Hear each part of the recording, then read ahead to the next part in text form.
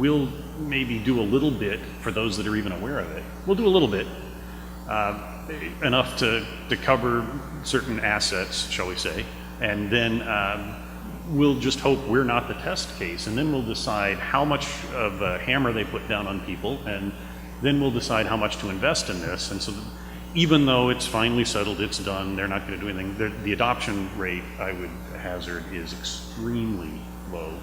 And a lot of people are taking a wait-and-see attitude, and just like anything else that's got an attorney general behind it, whether or not she was just defeated in a tight Senate race with Scott Brown, which might make her bitter, you don't want to be the test case. And that's no way to run a business, though. I mean, the flip side of that is these things impact our business, and we need to make rational decisions on them. And so we have, nebulous things, and we have special interests driving them.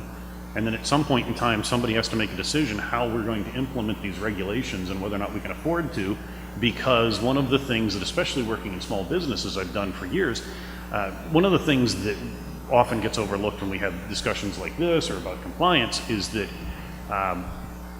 if you think, we talk about the threat of hackers versus the threat of auditors or whatever. There's a bigger threat in a lot of small businesses, especially in this economy, improving as it is. If you don't make payroll on Friday, everything we're talking about is theoretical. Now, if you make payroll for the next, 52 Fridays, then we need to start worrying about some of those. But we need to have regulations that make sense in a business level, and any of these, you can make those arguments. Okay, so I'm going to have one last question for my panelists, and then the floor will be open for questions or comments from you all. And my question for you all is, if you had the opportunity to do this again, would you have gotten involved in the first place? I'll let Katie start. So I probably, well, it depends. If I knew the things that I know now, going in, yes, I would.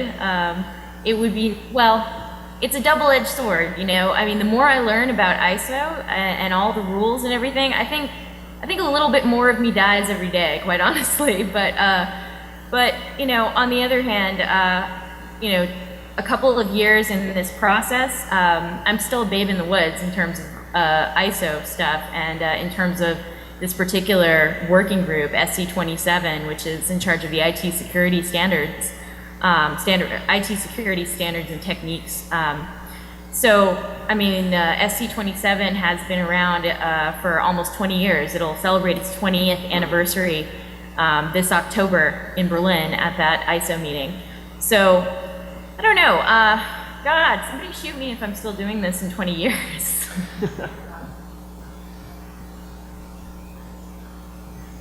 Yeah, I would have, and actually I wish I had gotten involved earlier in the process of this one, because I think that although they didn't just blindly listen to me as I had requested, I did have some impact on the way some things were written in supporting documents, and I think that if I jumped in earlier, I might have had a more constructive impact, and not myself personally, but if I had been involved earlier, I might have been able to rally more support from those of us in the security and privacy community, and have a more significant impact, and have been less appalled at the sausage making of politics. So I wouldn't have done it for the fun, but I absolutely am glad I did and would do it again.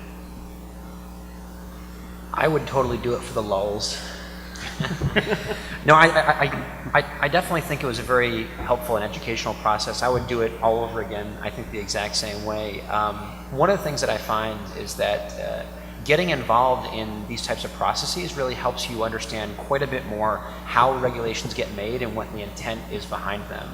Again, I just can't reinforce enough how important it is to really educate yourself about something. You may have gone out and said, well, I read X regulatory standard and thus I know a lot about it, and I can tell you that is 300% false, right? You could even say I read it several times and I read several blog posts about it and so I understand it. No, that's not the case, right? Until you really, really spend some time in it, and then to the nth degree, the old adage is that when you really understand something, it's the moment you start to teach it, right? So I think that once you really get involved in these types of things and get yourself involved in the creation process, that's when you can really start to get a handle on what goes into making these, what some of the influencers are, and what the intent is behind a lot of these aspects. Sometimes it's better for us, again, it's better for us to know why we're doing something than to just be told to do it. And by being involved in that process or understanding the influencers behind it, it's going to really, really help enable you and help others in your organization to adopt something like that, or to adopt it in a way that is both cost and business effective to your organization. You mean you can't skim a regulation and then bitch about it?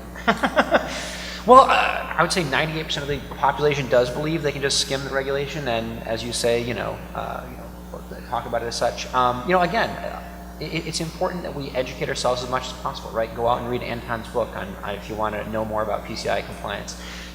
Talk to someone about it. I got to tell you, from having conversations with other people that exist in other areas, I think I know what a particular regulation means, but talking to Jack, even this morning, I learned quite a bit more about the Massachusetts law. So it's really understanding what all the influencers are to better understand what decisions you want to be making going forward. Would I get involved again? Yes, I would actually. Purely for the challenge of it. This is an industry that actually needs all the help it can get. I'm by no means the only one fighting the good fight.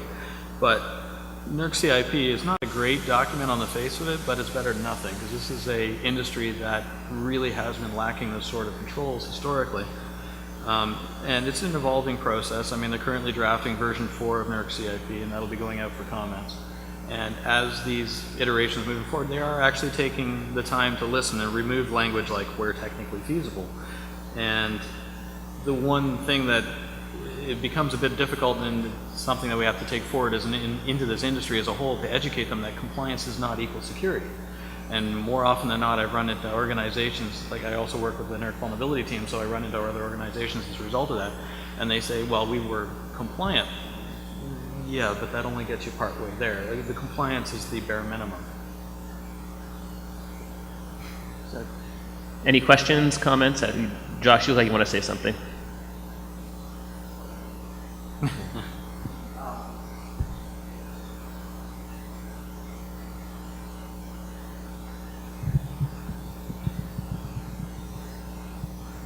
Trying to prioritize.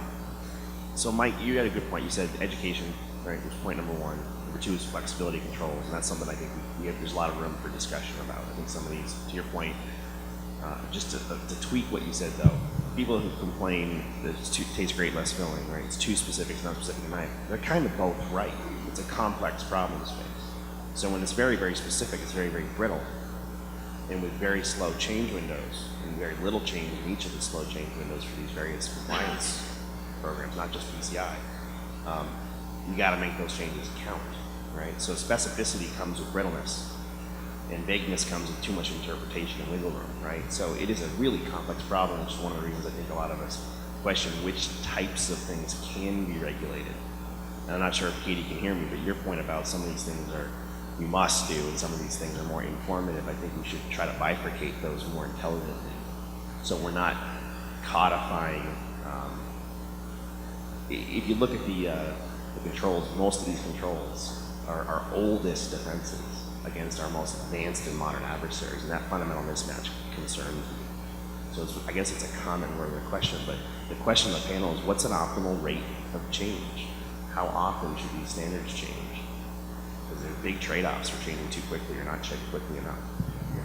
So I don't think you probably can do that, Katie, but the question is, what's the appropriate rate of change in the standards to balance out the need to keep up to date with the industry versus changing too fast for people to keep up? So with ISO in particular, this was just explained to me in excruciating detail earlier this afternoon. ISO and two other standards bodies that are I guess allowed to make international standards. So it's ISO, IEC, and ITU. The reason why they take so long is not because of them intrinsically. It's because of the World Trade Organization and fair trade. Basically,